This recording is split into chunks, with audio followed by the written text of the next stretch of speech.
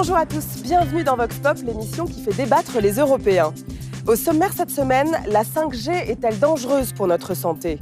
Ce réseau Internet mobile ultra rapide doit être mis en service dès 2020. Nous enquêterons en Suisse, en Italie et en France, où la puissance de ces fréquences inquiète les citoyens.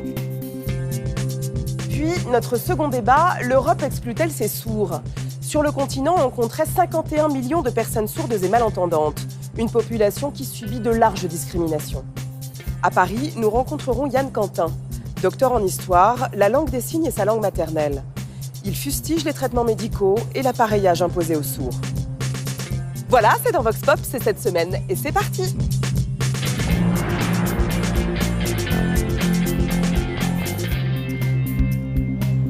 C'est un enjeu stratégique majeur. 10 fois plus puissante que la 4G, la 5G représentera un tiers du marché européen de la téléphonie mobile d'ici 2025. Mais comment s'organisera ce déploiement ? Faut-il s'inquiéter d'un manque de transparence des opérateurs ? C'est une enquête de Sarah Lecoq.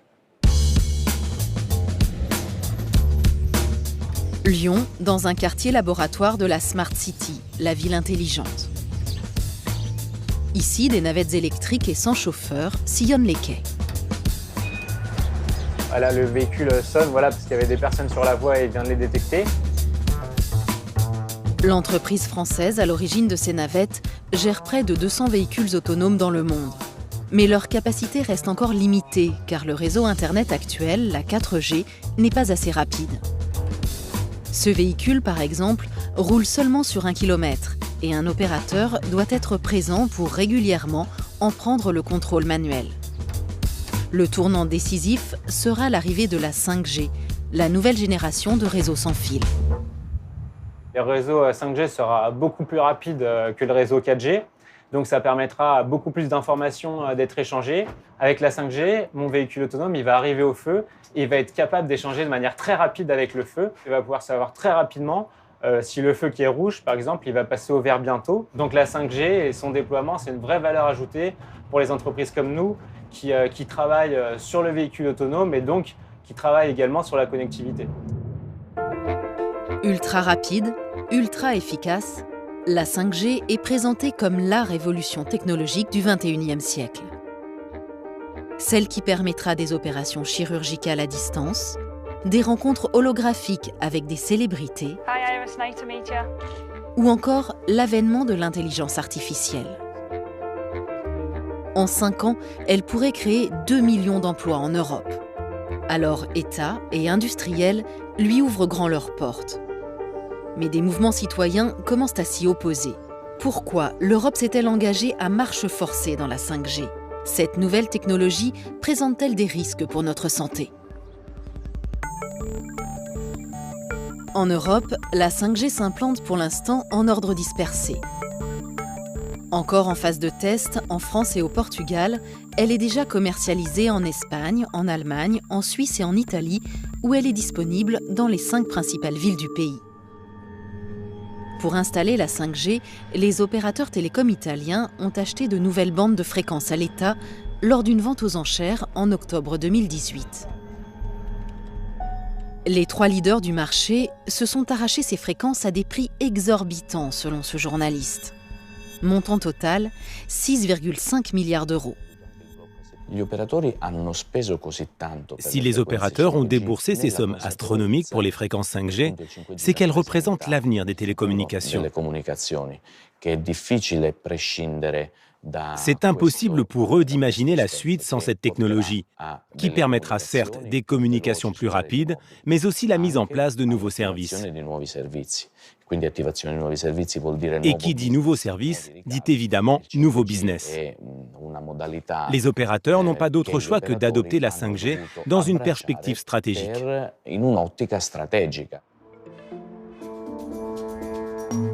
Depuis la vente aux enchères, les publicités pour la 5G se multiplient.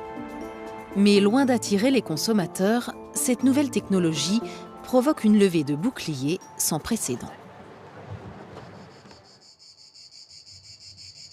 La région des Abruzzes, dans le centre de l'Italie, a été la première à expérimenter la 5G. À côté des stigmates laissés par le séisme qui a ravagé le territoire en 2009, des antennes sont apparues récemment, dont certaines près d'écoles et d'hôpitaux. La multiplication de ces émetteurs préoccupe grand nombre d'habitants qui ont créé une association anti-5G. Il n'y a pas un jour en Italie sans qu'il y ait un rassemblement Stop 5G. Et c'est une bonne nouvelle. Ils sont avocats, agriculteurs, enseignants. Tous cherchent des réponses face au manque d'informations fournies par l'État. Nous n'avons pas été prévenus de l'expérimentation. Nous avons appris la nouvelle par les journaux. Et évidemment, on ne nous donne que des informations très positives. On met en avant le caractère exceptionnel de la mesure. On nous présente la 5G comme une technologie qui pourrait relancer notre ville, une technologie nécessaire pour l'Italie en général. Mais ici, nous n'avons toujours pas d'école antisismique. Donc je ne comprends pas pourquoi on installerait cette nouvelle technologie alors que nous n'avons même pas les infrastructures les plus basiques. Et nous ne sommes pas disposés à risquer notre santé pour une innovation dont on ne comprend toujours pas les avantages. Une étude scientifique menée par un institut de recherche italien corrobore ces inquiétudes. Des chercheurs ont exposé des rats aux ondes électromagnétiques pendant 3 ans. Cette biologiste a participé à l'expérimentation. Les données de notre étude montrent la corrélation entre l'émission de radiofréquences et l'apparition de tumeurs de l'oreille, ainsi que de tumeurs multiformes du cerveau. Cela signifie que l'on peut faire le parallèle avec ce qu'il pourrait se passer chez l'être humain. Ces tests ont été menés sur des ondes 3 et 4G. Or, les fréquences 5G seront, à terme, 4 fois plus puissantes. Ce qui est sûr, c'est que notre expérimentation a révélé un risque. Et ce risque doit être pris en considération concernant des fréquences qui n'ont pas encore été testées. Ce que nous voulons dire, c'est prudence. Il faut respecter le principe de précaution. Il faut explorer ces fréquences 5G avant que toute la population n'y soit exposée. Pourtant, pour que la 5G fonctionne, il faudra multiplier les antennes. La Suisse, où le réseau est accessible depuis juin dernier, compte déjà 300 émetteurs 5G. Le pays pourrait en installer 15 000 supplémentaires pour couvrir l'ensemble du territoire. Olivier Bodenman est ingénieur, spécialisé en radiofréquences. Selon lui, l'exposition généralisée aux ondes est inéluctable. On pourrait tout à fait imaginer qu'il y ait un réémetteur dans le poteau là-bas. Les feux rouges, c'est l'idéal, vu qu'ils sont connectés au réseau. Transformer le mobilier urbain en antenne 5G n'est pas un scénario de science-fiction. Car les fréquences 5G, même si elles sont plus puissantes, ont un point faible. Leurs ondes ont une portée limitée. Ce genre de fréquences ne pénètre pas facilement à travers des obstacles comme des murs en béton, tout ce qui nous environne. La crainte que beaucoup de gens ont et que j'ai aussi, c'est qu'on augmente les puissances pour que ça traverse quand même. Ça, c'est une des solutions. L'autre, c'est de multiplier les objets connectés de sorte que chacun agit comme un réémetteur de 5G. Et puis c'est ce qui risque aussi de se passer. C'est-à-dire que vous achetez une lampe de chevet, elle sert de relais 5G. Là, il y a un vélo qui passe, il sera connecté aussi. Donc, il servira aussi de réémetteur. Donc ça fait partie de l'inquiétude, c'est qu'on va être arrosé en permanence. Une multiplication des relais dénoncée par 180 scientifiques internationaux. En 2018, ils ont exhorté l'Union européenne à stopper le déploiement de la 5G et rappellent que l'OMS a classé les ondes électromagnétiques comme potentiellement cancérigènes. Mais depuis des mois, les opérateurs tels que Swisscom, leader du marché suisse, essayent de désamorcer cette polémique. A priori, il n'y a absolument pas de souci à se faire aujourd'hui, vu qu'on emploie des technologies et des fréquences qui sont très bien connues. Ça fait plus de 40 ans qu'on étudie en fait, ces fréquences qui sont utilisées aujourd'hui.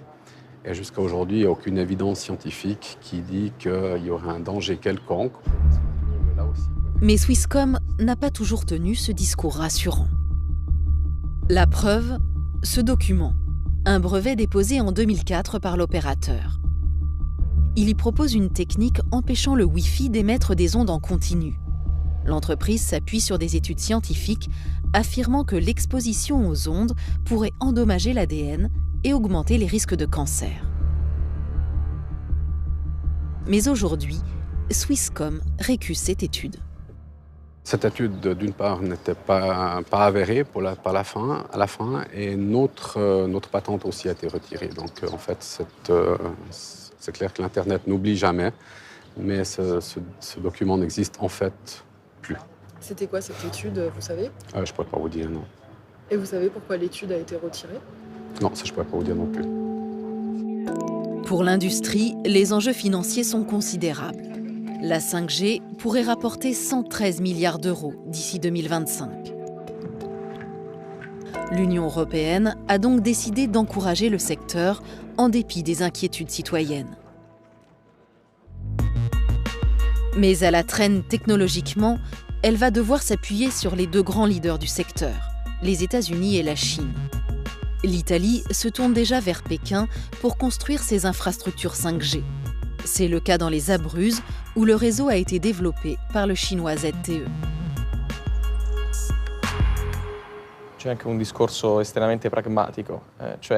Il y a une raison pragmatique. Le travail d'installation de la 5G par les Chinois est moins cher. Et puis, des entreprises comme Huawei sont plus avancées technologiquement que des entreprises européennes comme Ericsson ou Nokia en ce qui concerne cette installation de la 5G, car ils l'ont déjà implantée dans d'autres endroits dans le monde, comme en Asie ou en Océanie. Il y a donc un réel avantage économique à collaborer avec les Chinois. Une collaboration qui inquiète elle aussi certains citoyens européens. D'où cette question qui émerge peu à peu. Accélérer toujours plus, passer à la 5G, est-ce vraiment une nécessité?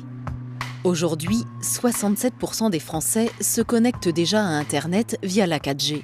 Selon ce philosophe, cette course à la vitesse n'est que la création artificielle de nouveaux besoins. Là, on a une espèce de symbole de cristallisation, de cette espèce de fuite en avant des techniques. Vous ne pouvez jamais vous arrêter, vous ne pouvez jamais vous reposer. Il y a toujours une mise à jour à faire. On doit toujours aller plus loin pour rien, si ce n'est pour aller plus loin. Et pourquoi? Si vous avez la réponse, dites-la moi. 3 cantons suisses, ainsi que la ville de Bruxelles, ont obtenu un moratoire sur la 5G jusqu'à ce que son impact soit étudié. Le premier rapport d'experts devrait être rendu public à la fin de l'année. Data center, réseau, terminaux. Selon une étude, le passage à la 5G devrait augmenter la consommation totale d'énergie des opérateurs de 150 à 170%. Un enjeu considérable à l'heure de la transition énergétique.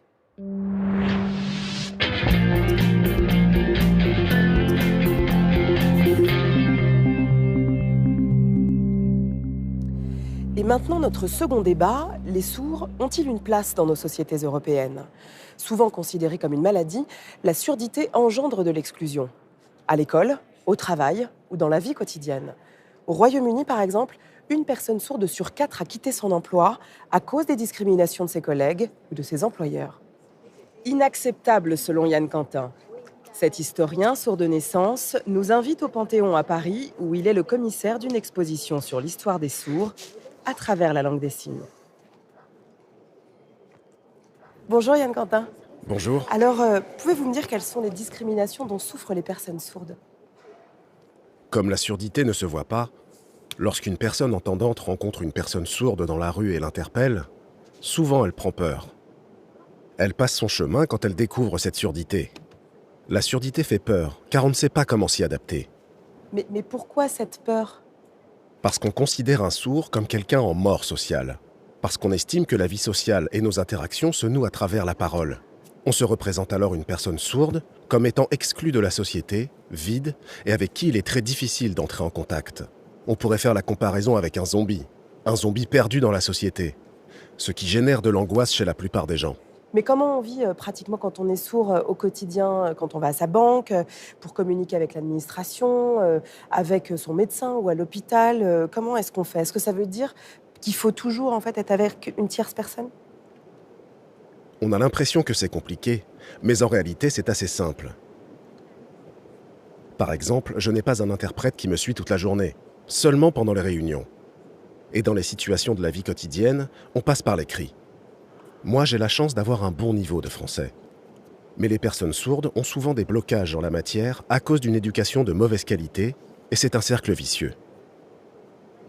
Du coup, comment elles se débrouillent en fait pour rentrer en communication? Est-ce que ça veut dire qu'elles doivent faire de la lecture labiale, c'est-à-dire lire sur les lèvres? La lecture labiale, c'est comme des mots écrits sur une pierre érodée par le temps. On a du mal à deviner ce qui est gravé car les mots se sont effacés. Quand on lit sur les lèvres, on est toujours en train de se demander si on a compris le bon mot. Par exemple, que ce soit le mot chapeau ou le mot Japon, c'est le même mouvement de lèvres. Ça peut être piégeant au niveau du sens. L'apprentissage de la langue des signes, sa diffusion est encore un parcours du combattant. Comment vous l'expliquez? Le problème avec la langue des signes, c'est le regard que l'on porte encore à l'heure actuelle sur elle. Elle a l'image d'une gestualité un peu limitée que l'on ne veut pas encourager. Ce qui est le plus important, c'est la parole. Cette vision remonte déjà à l'Antiquité grecque. Le philosophe Aristote estimait que celui qui n'avait pas la parole était un animal. Ça a un peu changé, mais encore aujourd'hui, la langue des signes angoisse, même si ça s'est un peu amélioré depuis un siècle. Aujourd'hui, la Fédération des sourds de France lutte pour que les sourds intègrent vraiment l'éducation nationale à travers des classes bilingues. On entend par bilingue français écrit et langue des signes française. Pour beaucoup, le mot bilingue, c'est de l'oralisme et quelques cours de langue des signes par-ci par-là, 1 à 2 heures par semaine. Mais ce n'est pas du bilinguisme. Le bilinguisme, c'est une immersion complète en langue des signes. Alors, vous estimez donc que la société Yann Cantin n'inclut pas assez les sourds, mais vous allez le voir, tout le monde n'est pas du même avis. C'est la controverse de Franck Berthaud.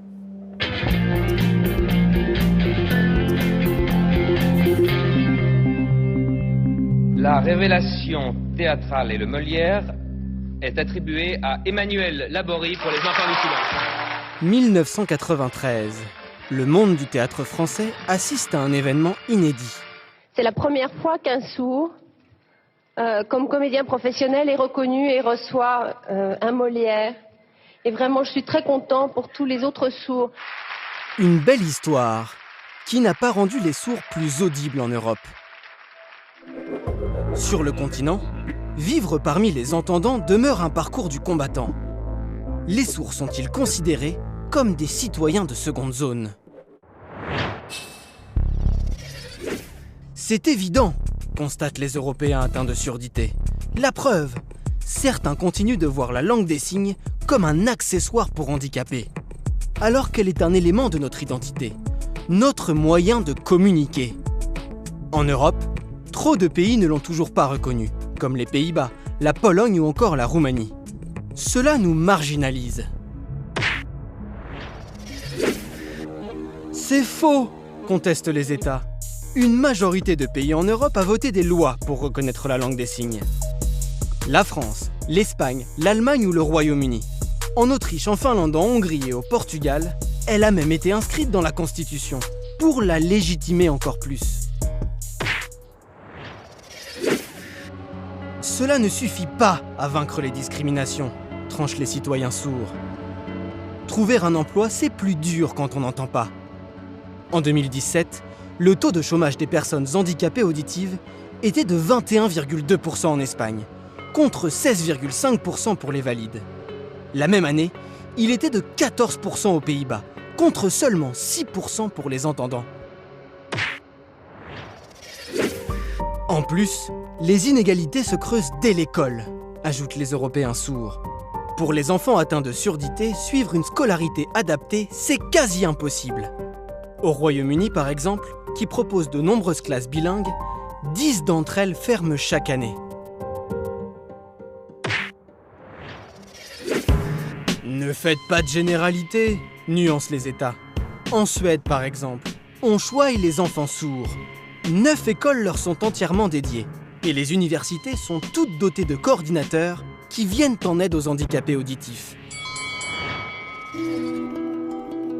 En attendant que les discriminations s'atténuent, ceux qui les entretiennent feraient mieux de relire l'écrivain français Victor Hugo, qui disait « Qu'importe la surdité de l'oreille quand l'esprit entend ». Alors, il y a eu une manifestation en mars dernier d'un collectif de sourds français qui demande la reconnaissance par la Constitution de la langue des signes, au même titre que les langues régionales. Qu'est-ce que ça changerait ? L'inscription de la langue des signes dans la Constitution serait une reconnaissance officielle de son existence. Ce qui est vraiment d'une grande importance pour nous, puisqu'on arrêterait de la dévaloriser. Alors, par exemple, sur l'emploi, il n'existe pas de statistiques spécifiques sur l'emploi ou sur la scolarisation des sourds au niveau européen. Est-ce que ça complique encore plus la lutte contre les discriminations ? La majorité des sourds ont un bac pro, un CAP, un BEP. Ils ont des métiers, mais de bas niveau, avec de faibles salaires. On leur envoie l'image qu'ils ont des compétences limitées et qu'ils ne peuvent pas prétendre à autre chose. Mais en cas de crise économique, ce sont ces métiers-là qui seront sévèrement impactés. Et ainsi, les sourds seront doublement victimes. Alors vous-même, Yann Quentin, comment ça s'est passé pour vous à l'école ? À l'école primaire, j'étais en inclusion. J'étais le seul sourd, un peu noyé parmi les entendants. Au collège, j'étais dans une classe de sourds, dans un collège ordinaire. C'est là qu'il s'est passé un incident. Et après, j'étais dans un lycée qui accueille des sourds. Sur ces 3 périodes, le collège a été la pire. Un jour, j'ai remis un devoir à mon professeur et il m'a rendu ma copie avec un 0 en disant que ce n'était pas possible, que j'avais dû tricher, qu'un écrit de cette qualité ne pouvait pas avoir été rédigé sans l'aide de quelqu'un d'autre. Malgré mon bon niveau, en fait, j'étais rabaissé, ramené à ma surdité et je ne trouvais pas cela normal. Souvent, les sourds qui ont de grandes compétences sont rabaissés, leur niveau tiré vers le bas. Il existe aussi une liste de métiers interdits aux sourds. Est-ce que vous diriez qu'il y a une forme de discrimination institutionnelle ? Ce n'est pas une discrimination qui émane de l'État. C'est une discrimination qui provient du corps médical. En fait, certains métiers sont interdits pour raison médicale. Ce sont les médecins qui considèrent le handicap comme un critère excluant. Mais par exemple, être chauffeur poids lourd ou être chauffeur de taxi, quand on n'entend pas les avertisseurs sonores, c'est bien logique en fait qu'on souhaite protéger les gens et que cela puisse représenter un danger. Moi, j'ai mon permis de conduire. Tous les entendants qui ont leur permis de conduire n'ont pas été obligés de rencontrer un médecin pour l'avoir. Alors que pour nous, les sourds, c'est obligatoire. Il faut effectuer une visite médicale. Mais les sourds développent des capacités visuelles accrues. Et en réalité, conduire n'est pas un problème. Un autre exemple. Quand vous avez un entendant qui écoute à fond la musique dans sa voiture, est-ce que lui entend les klaxons ? Non. Alors où est la logique ? Donc ce sont souvent des commissions médicales qui statuent, mais sans demander l'avis des personnes concernées. Elles ont un pouvoir beaucoup trop important, qui ne tient pas compte de la réalité de ce que nous vivons. Et ça, c'est pesant. Alors vous allez le voir, les avancées des technologies médicales et génétiques font entrevoir la fin de la langue des signes et peut-être de la surdité. Direction l'Allemagne et le Royaume-Uni avec nos correspondants.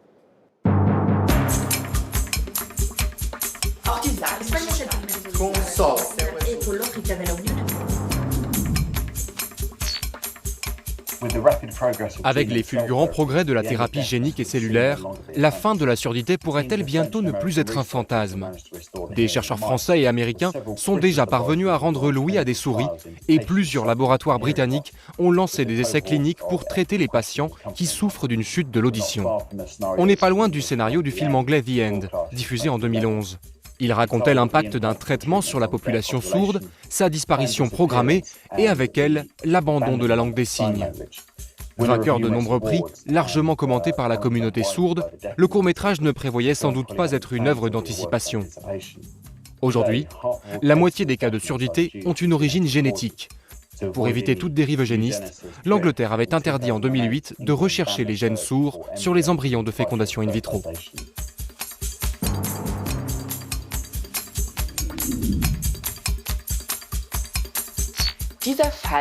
Le dossier a fait grand bruit dans la communauté sourde.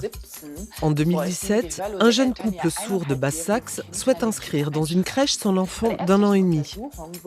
Lors de la visite médicale, les médecins recommandent la pose d'un implant et prennent ombrage du refus des parents. Ils saisissent alors la justice pour contraindre les parents à réaliser l'opération au nom du bien-être de l'enfant. La procédure a duré 2 ans et dans une contrée qui a souffert de l'eugénisme du Troisième Reich, Elle a réveillé un débat enfoui sur la situation des sourds en Allemagne, l'acceptation de leurs différences et la médicalisation imposée. Finalement, le tribunal du district de Goslar s'est opposé à l'opération en février 2019, au grand soulagement des jeunes parents et de l'association sourde allemande.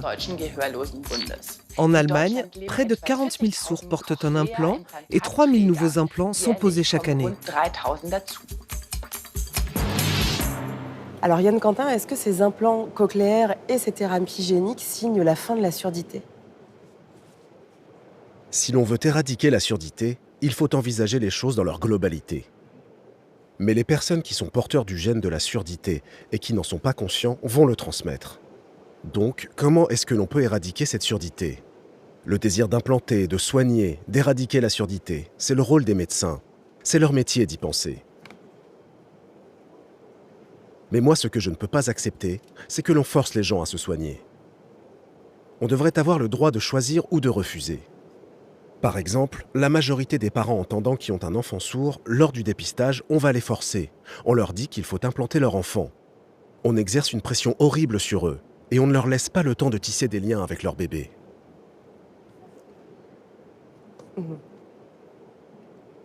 Et pourquoi on parle de thérapie génique pour éradiquer la surdité?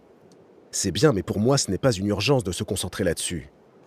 Il y a des maladies comme la mucoviscidose qui sont beaucoup plus graves. Il y a un risque mortel qu'il faut soigner en priorité. Ça, je le comprends. Mais la surdité, est-ce que c'est mortel? Je suis dubitatif. Ça veut dire que pour vous, il y a une forme de surmédicalisation de la surdité qui tendrait presque vers une forme d'eugénisme. Oui, bien sûr. Pour moi, c'est clair. On cherche à éradiquer la surdité par le soin pour uniformiser la société. Mais excusez-moi, on cherche à préserver toute la diversité dans la nature, les différences. Mais les humains aussi ont droit à ces différences. Mais alors pour vous, Yann Quentin, ça veut dire qu'être sourd n'est pas un handicap? Il faut faire attention au sens du mot handicap. C'est plutôt la société qui nous entrave, mais si on fait tomber les obstacles, nous ne sommes clairement plus handicapés. On est complètement autonome, tout est fluide. Donc, quand on me désigne comme un handicapé, cela m'interroge. Donc pour vous, il faudrait trouver un autre terme, donc. C'est une différence. Eh bien, merci d'être différent. Merci à vous. Être sourd, c'est être condamné non pas à ne pas entendre, mais à vivre dans un monde qui ne comprend pas les sourds. Ces mots de l'ethnologue Yves Delaporte illustrent parfaitement le rejet dont sont victimes les personnes sourdes. Alors plutôt que de traiter la surdité comme un handicap, peut-être devrions-nous tous apprendre à signer. Voilà, je vous laisse méditer car Vox Pop c'est terminé pour aujourd'hui, mais bien entendu, vous pouvez voir et revoir en replay et en télétexte cette émission sur arte.tv. Très belle semaine à tous. Tchuss.